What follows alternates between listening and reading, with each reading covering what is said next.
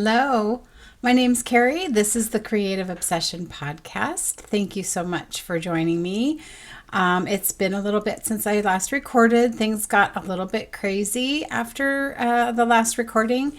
And so this is the first chance that I've had to actually sit down and even pull my thoughts together. And I wanted to get an episode out because one of the makes that I have to share is a gift for my dad. So I'm going to give it to him. So I wanted to make sure that I shared it with you before I did that. Today is February 14th. Happy Valentine's Day. This probably won't go up until the 15th, but like I said, today I had a few moments. So Violet was at daycare today, so she's tired. She's sleeping on the couch somewhere, and so I have a few minutes. I'll go into the life-y kind of stuff towards the end, because if you're not interested, then I don't want to bore you. But I have some things that I do want to share. So anyway, I'm going to get right into it. And hopefully not make a complete fool of myself. If you remember, if you've been watching last episode, I had my Llama quilt up on my design wall. Since I last recorded, I have now quilted it. My friend put the binding on for me, and I kind of wanted to show you a little bit. It was really a lot of fun to quilt. I loaded it on my long arm without having a thorough idea of what I wanted to do, just kind of had some general ideas and then built on that once I got going. And I'm really pleased with the finished quilt. It will hang up on that wall over there. I got to get a curtain rod, and I'm going to hang it with like curtain rod clips because I didn't put a sleeve on it. But what inspired the quilting design that's in the background behind the llama was the background fabric. So if you can kind of see these like tessellating leaves that's what gave me the idea for what I was going to quilt on the background behind the llama. I wanted it to just look like kind of like wallpaper, I guess, just sort of a design that was in the background. It got tricky going around the llama because I had to try and continue the design, even though there was something there that I wasn't quilting that design on. I know that probably doesn't make any sense, but one thing I did, so these are the pom-poms on the top of the quilt, is I attached hot fix crystals in each of the centers of the pom-poms, and I matched them based on the color of the fabric. And so that just kind of adds a little bit of sparkle. A hot fix crystal, you apply it with, this is a little tool. I've had this for years. I've put these crystals on quilts before, and this little piece, it heats up, and you get crystals that have glue on the back of them. So I mean, they come in little packages like that. I ended up getting a bunch on Amazon because I needed different colors. So I have two packages like this, all different colors, and then each color has various sizes in them.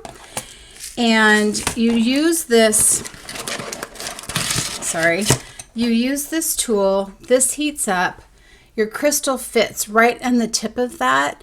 And then when you stick it on your quilt and you just hold it for 10 seconds or whatever, it's melting the glue on the back of the crystal, and then that glues it to your fabric. And it stays on. I suppose you could pick it off if you really wanted to, but it's pretty permanent. I have done it on other quilts, and it's on there. I wish I would have thought about it before when I made the llama bags that I made, because I did the crystal on the eye to give it a little twinkle in its eye, and I think it just gives it some life, I guess. And so I'm like, oh, I wish I would have done that on the bags that I made. So next time the girls are over, I'm gonna put crystals on their bag if they want to. So I quilted the llama. I don't know if you can see the background quilting that I did. I just did sort of a similar design like that fabric was, but I did feathers. got to his body, and the blanket has some fun stitching, and then his legs, I just did some straight lines on his legs. You can kind of see the feathers on there. I hold it like that. But it was a lot of fun to quilt. I just worked on it a little bit each night. I wasn't something I could sit and do all in one shot because that bothers my neck and stuff. So luckily I also have a friend who does binding for me because I don't like to bind and she does, and so I handed it to her and said, here you go. So that one's all done. Like I said, get a curtain rod, hang it up there, and that's going to be done. I have started a new quilt. I've only gotten as far as cutting out some of the fabric because then I got stopped with life stuff. And so little by little, I got some more of that finished cutting out, and I'm going to start sewing it. And it's going to be for a gift, so I'm not going to be able to show it on here because I don't want to spoil it for the recipient. But I'm excited about that, and I will show that to you when it's finished, which may be a while. So that was my sewing quilting time. It's like I got to that far, and the family decided and got going on moving Jim's mom. And so she's moving into a different house, and it was very, very busy and stressful for a few weeks to get us to the point of getting it on the market and stuff. So that's what this, I keep alluding to the big secret-y stuff. It's not a secret. It's just life stuff, but it sucked up every moment I had. Unfortunately, right before all that stuff happened, fortunately, I guess, I did get a new electric spinner. I have shown before that I have the EE Nano, Electric Eel Nano. This was a Kickstarter. You can now buy it on Dreaming Robots website. Any links that I mention will be in the description box below. So I have this, and it's great, and I had never spun before, so it's a great wheel to learn on and stuff, but I was struggling with the fact that to ply it doesn't hold a whole lot, and so then I was having just like these tiny little skeins of yarn that were plied, and I wanted something that I could spin more on. So I had a previous version from Electric Eel. It was the 5.2, and I just happened to get on Facebook. I don't get on very often, and in the EE Electric Eel spinning wheel Facebook group or whatever it is, somebody was mentioning that she wanted to sell her 5.2, and I thought, oh my gosh, did I miss it? Because I'm never on it, and so I figured it was probably days old. For some reason, I managed to get in there just in time, and I bought a barely used 5.2, which is this little baby. And so it has bigger bobbins. It's just a stronger motor, I guess. And so I can spin and I can ply. So I'm learning to spin on it. It's a completely different feel. I've heard and talked with people that have multiple wheels, and I didn't understand why. But the difference between these two wheels is pretty significant. And the difference that I feel in my untrained, self-taught sort of way is the pull, the take up. So it's spinning, but it's also like sucking it in to put it on the bobbin. This one sucks it in a lot harder or a lot faster than the little one does. And so you have to be a little bit quicker. I also find that I can't make my yarn as thin because it'll just pull it apart because it's got such a strong take up. And it's fine. I mean, it's working fine. It's just I got to get used to it. It took me a little bit to get started because it kept pulling, and the only thing I was used to was this little guy. And so I got back on this. I'm like, okay, let me refresh my memory. I haven't spun in a long time. Kind of got started with it, and then I'm doing this. So I'm enjoying it, and there was times where it was just like I had 5 minutes in the morning before I went to work, and so I just took that 5 minutes, sat here and spun a little bit. And so I figure if I just do that little bit each time, then eventually I'll have something spun. So what I'm spinning, excuse me, is this is from Mosaic Moon. I picked this up at Oregon Flock and Fiber in 2018, I believe. Didn't go last year, I don't think. Did we go? I don't remember. I don't think we went last year. I think it was the year before. And I had gotten it because I had bought a Turkish spindle and I wanted to spin on that. Realizing when I tried doing that drop spindling is just not for me. But I have all this beautiful wool, so it goes from this kind of a rust color into grays and purples. So it is, colorway is Morrigan, and it's Polworth and Silk. So it's spinning up really nice. Amazon is delivering. Hang on, just really quick. Okay, so she's going to bark until he leaves. So anyway, I'm enjoying spinning it. I'm enjoying learning on it. I'm really wanting to try and master on this one, which I think I'm doing okay. I mean, you look, it's not too bad. You know, it's what it is. I do really like that wheel's working great. I'm really, really feeling fortunate that I got it. Because as you know, I've talked about before, I was having issues with the whole like little bobbins and plying and all that stuff. So I think I'm set now. I don't think I need another wheel. I did find out at somebody came to Knit Night last week that was new, and she's part of a spinning group that meets. And so we were talking, and so she says, well, you can come to the spinning group, and like they're very helpful, because I said, I'm really new, would you be helpful, and all that stuff. And she was very welcoming. So I think when everything settles down with Jim's mom's situation, I will maybe try that. It's hard for me.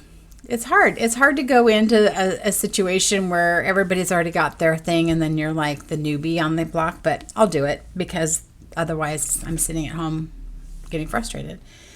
So that's my spinning stuff. I don't know what I'm going to do with that yarn when I make the yarn.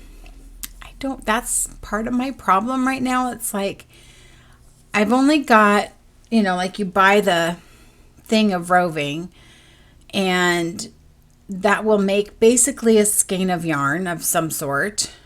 Then what do you do with that? Like you've only got one skein of yarn. It's like buying the one skein off the shelf. It's like you have to find a one skein project. So I am enjoying the process of it. So I guess I'm not getting too worried, but it's like, what if I had this and I think, oh, I want to knit this into a hat or something. So do you purposefully spin it like a worsted weight? I have a tendency to want to spin it really fine because I'm used to working with fingering weight, I think. So that seems like a normal weight to me. I don't know. I guess that'll just come as I get more experience. So, so far, I'm just enjoying having a few moments to be able to just turn that on and spin a little bit and I'd be done. So last time I mentioned that I was working on the Boho Blush shawl by Andrea Mowry, and I was doing it with my cotton yarn. It's cotton yarn that I got from Hobby Yarns out of Denmark. So Boho Blush. So I'm doing it out of cotton. It's a cotton gradient. Goes from like a light blue to sort of a, what is this? I cut that for a reason. Oh, that's right. I forgot. I put it down because something else came up. I wasn't doing my increases right through the whole brioche section. That's right. Now it's all coming back to me. I had cut it because there was a little knot in the yarn. That's right. I'm taking it out. That makes it even worse. But I wasn't doing. No, I did the brioche. I think I already took it all out. It was whatever happened after the brioche garter, maybe. And I wasn't doing the increases right because I was short like 50 stitches or something, and so clearly I wasn't doing something right, and then read the directions.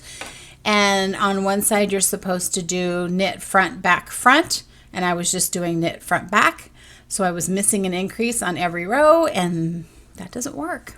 So I took it out, and I forgot that. Well, that doesn't make me so happy. I was going to be like, look how far I got. Yeah. Well, I was, and now I'm not, because I put it down.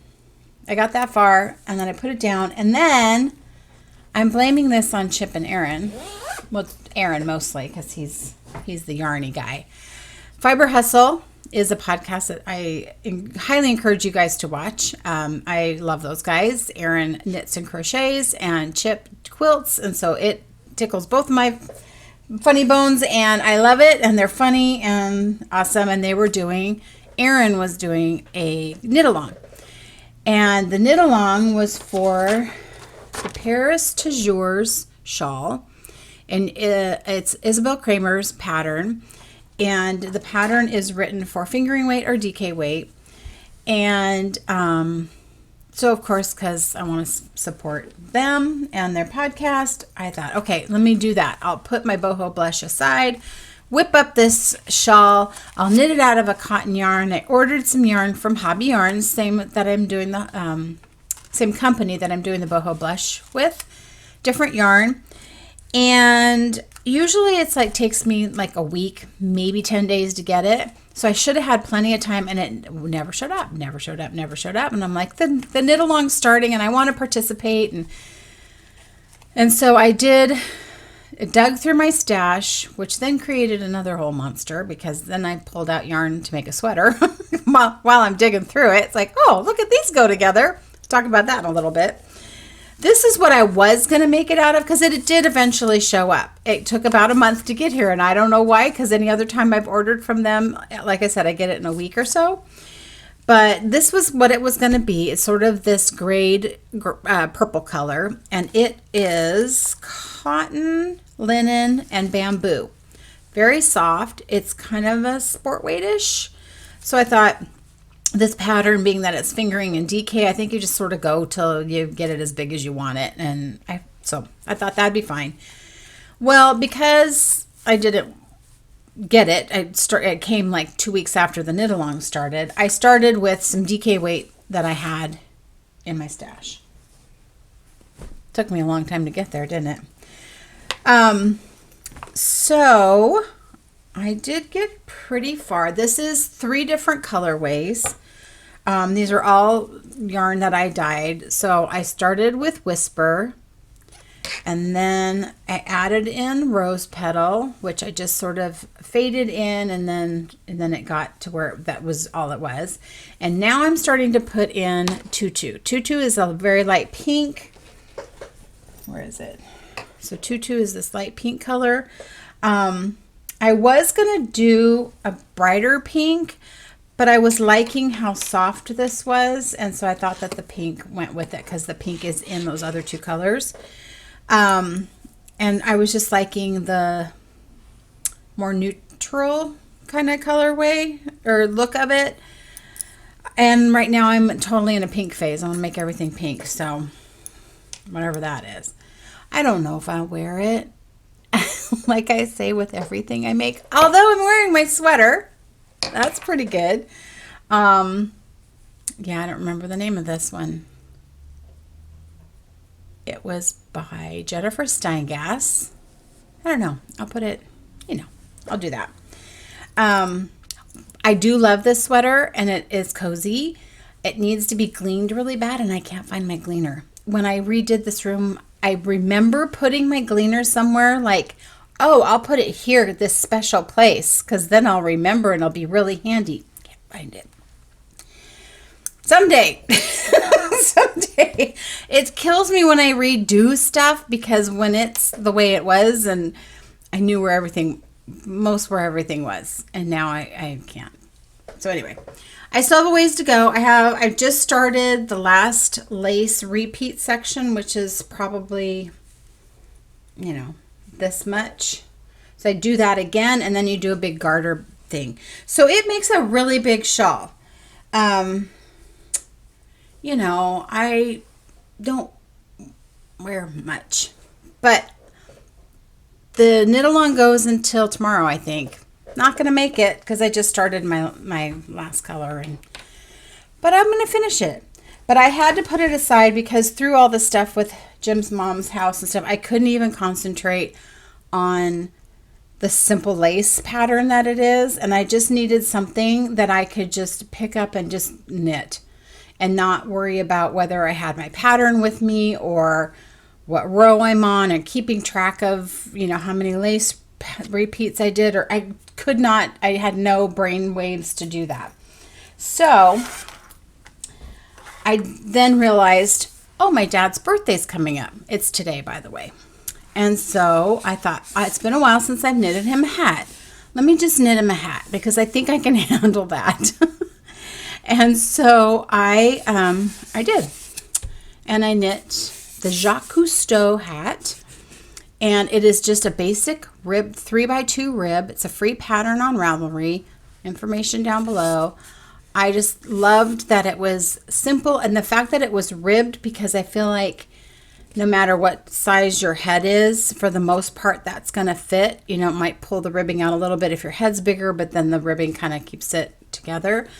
I probably, because after this blocked, it does feel a little bit loose, but he has a big head. So I'm hoping that it'll fit. I just love the way that the decrease happened with the ribbing and stuff. This is yarn that I dyed. This was Treehouse. So I got to wrap it up and give it to him. But this was really a lifesaver because, you know, as you know, knitting is relaxing. And I just needed to just give my brain a break and just sort of veg a little bit before I would go to bed because we'd come home late and crash. So that was a really good project. I had to put the shawl aside. I have since picked it up again. But nice pattern. I did follow I did make a Ravelry page for it. How about that? Because I did follow somebody else's project page that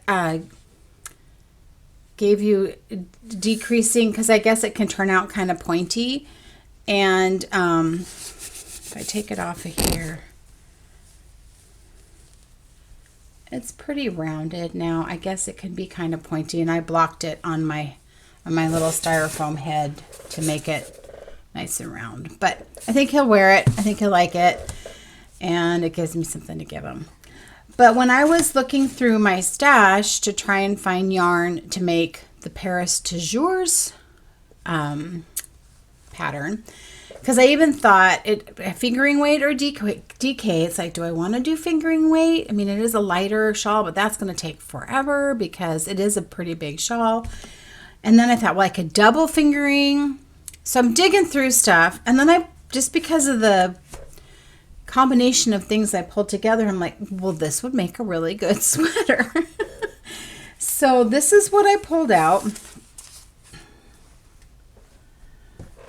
Because I'm in pink, so would go with something like this, fading in. So this one's got a little bit of purple in it.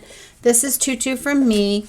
This is Lovely Lilac from Black Sheep Yarn Company. And then this was just something from me too that I dyed. I don't even know if I had a name. So I put those together and make, oh, those would make a really pretty fade sweater. And I've been wanting to make the Sock Arms sweater by Telly Bean Knits. This is a fingering weight sweater. You knit the sweater and then you use self-striping yarn for the sleeves.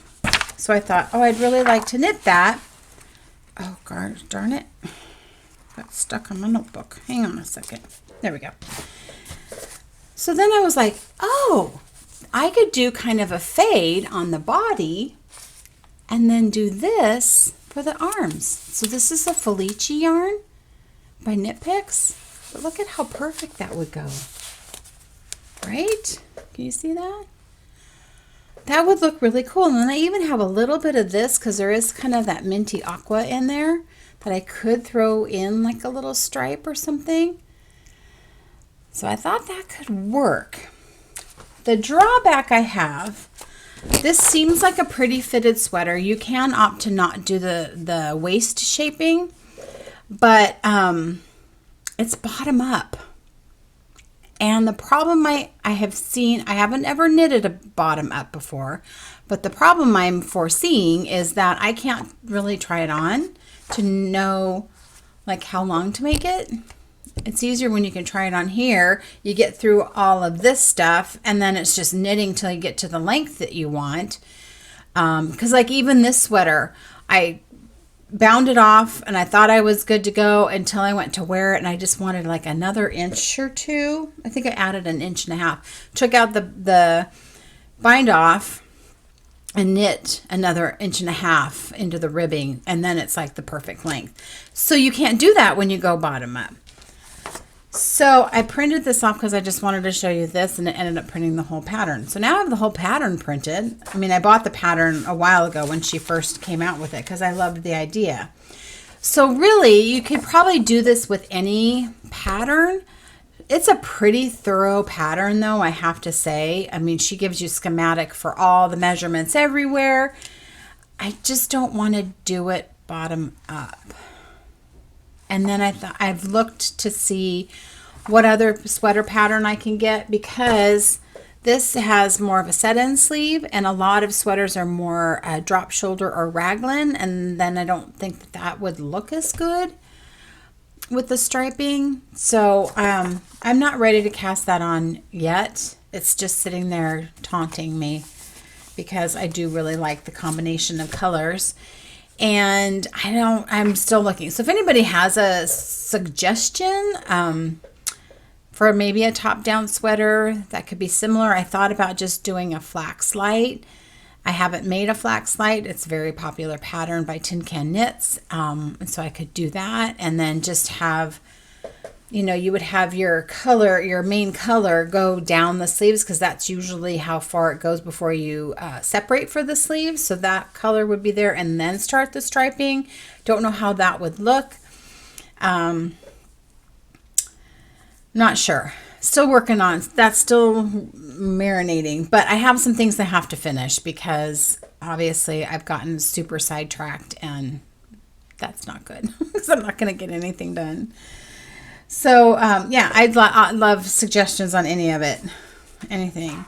I did get some happy mail back in December for Christmas. Michelle of the Naughty Knitwits has given me an advent calendar, and this year or last Christmas she did that same thing, and at the end she gave me a gift certificate to Desert Vista Dye Works to order my own whatever I wanted for yarn, which is like really generous because she already gave me like 24 minis and then a skein of yarn.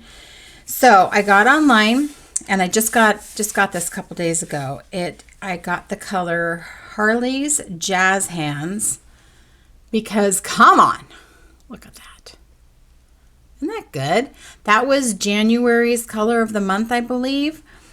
And I don't even remember if does it say how many stripes? I don't know. It's got a lot, I think. But I love the colors. You can tell I'm in a pink phase because it's primarily got pink in it. It'll be interesting to see how that knits up. You know what? Nah.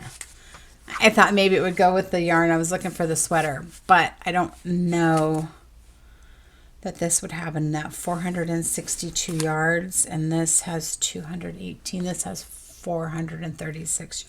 So it's like the same amount of, oh no, this does have more yardage, which means it's thinner.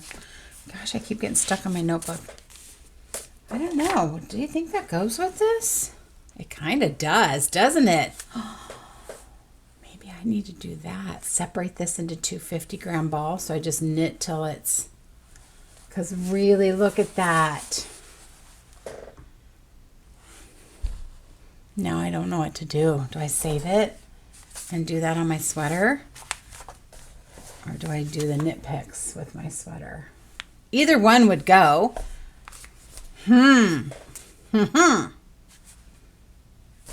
Okay, that might, we'll see what happens. We'll see what happens. excuse me, that is all my making stuff right now. So if you're not interested in all the rigmarole that's happening in my life, thank you so much for stopping by and watching till now. I appreciate it. For those of you who are interested, here we go. Over Christmas, one of Jim's got 3 sisters.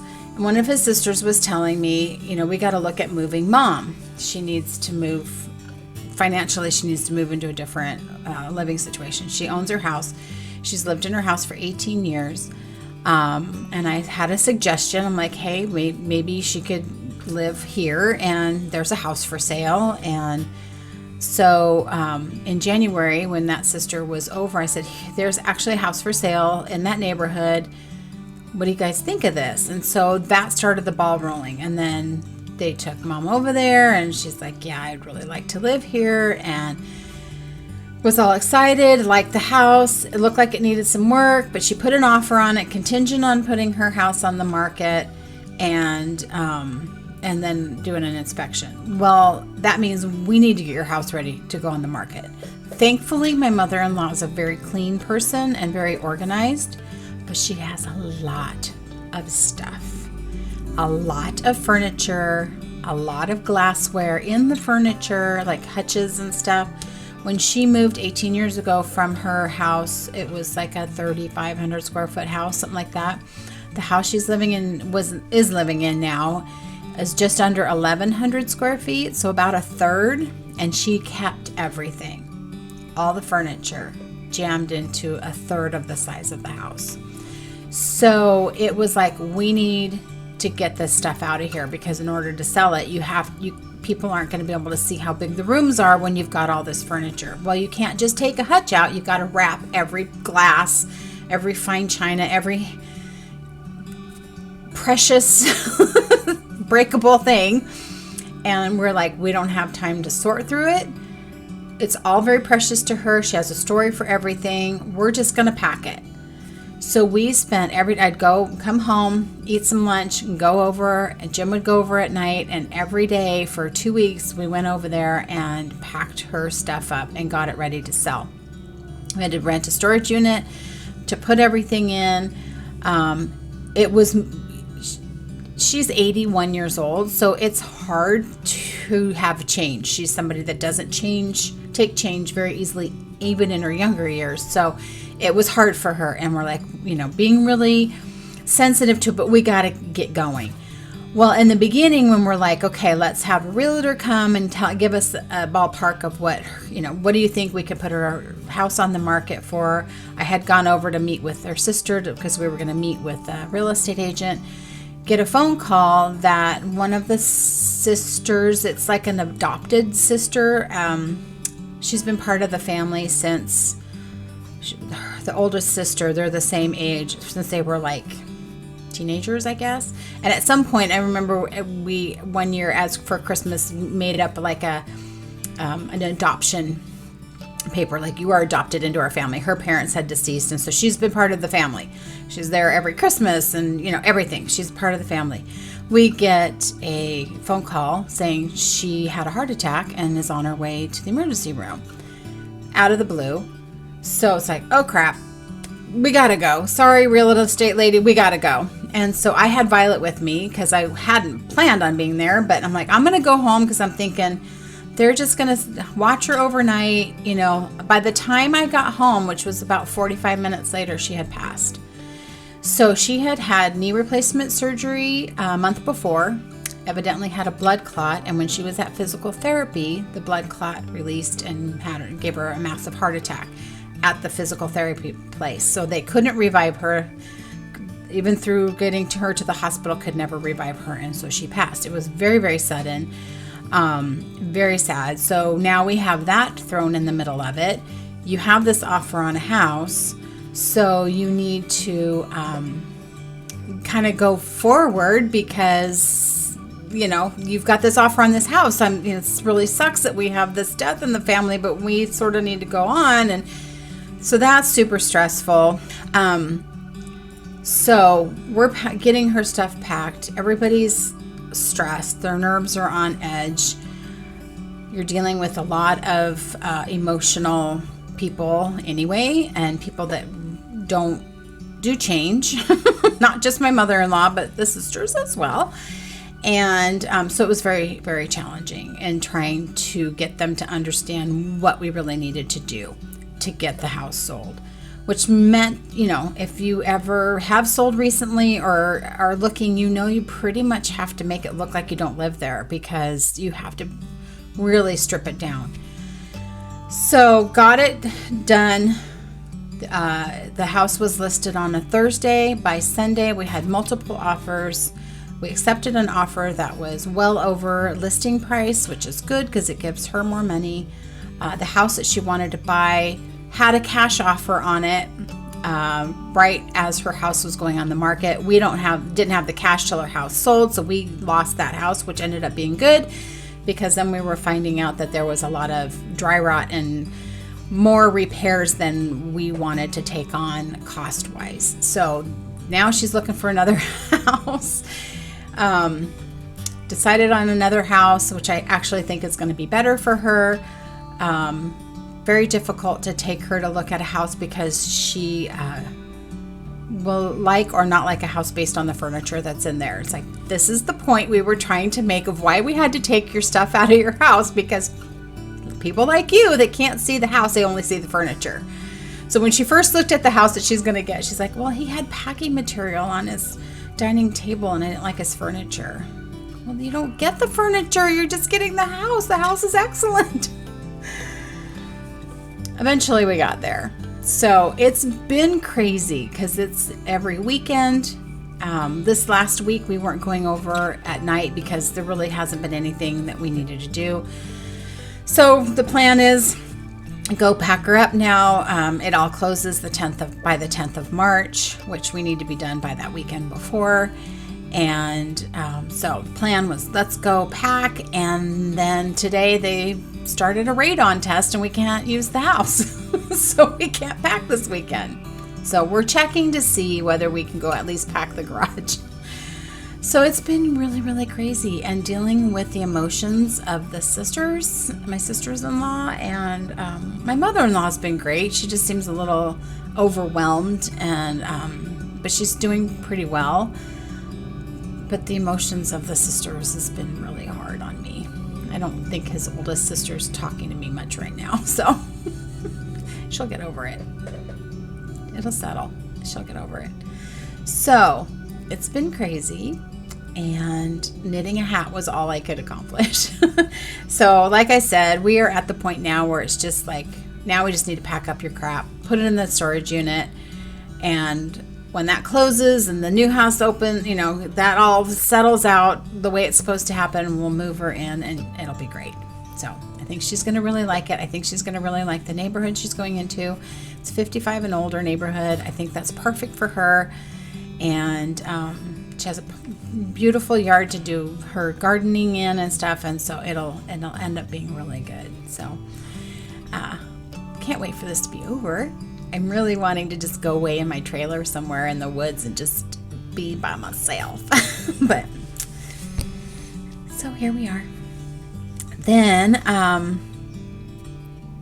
think that's it. I think that's all I've got. Yeah, pretty much.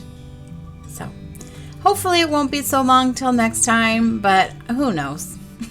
Who knows what's going to happen? But I will keep you posted. So thank you all for hanging in there with me. I appreciate it. And until next time, I will see you again.